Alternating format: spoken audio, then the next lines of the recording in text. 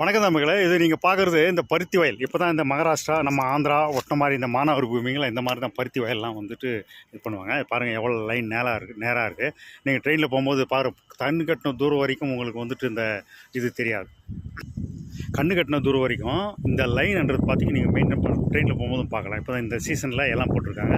கல் பூமி கல் தெரிஞ்சு பார்த்தீங்களா, இங்கே பருத்தி பயிர் செய்கிறாங்க. இது என்ன பண்ணுவாங்கன்னா ஏர் மாடில் வச்சு இடைவெளி செய்வாங்க. ஏர் மாடெலாம் இவ்வளோ இடத்துக்கெல்லாம் வந்து நீங்கள் வந்து பார்க்கவே முடியாது. எங்கே பார்த்தாலும் அந்த இடைவெளி தெரியும். இன்னும் 1 மாதம் 2 மாதம் பார்த்தீங்கன்னா இந்த மழை வர்ற மாதிரி மானாவாரி பூமி தான் எல்லாமே. போகிற மணிக்கு என்ன பண்ணுவோன்னா அந்த பருத்தி வந்துடும். அடுத்த டிசம்பர் ஜனவரி பிப்ரவரி வரைக்கும் அது ஒரு நல்ல பயிர்.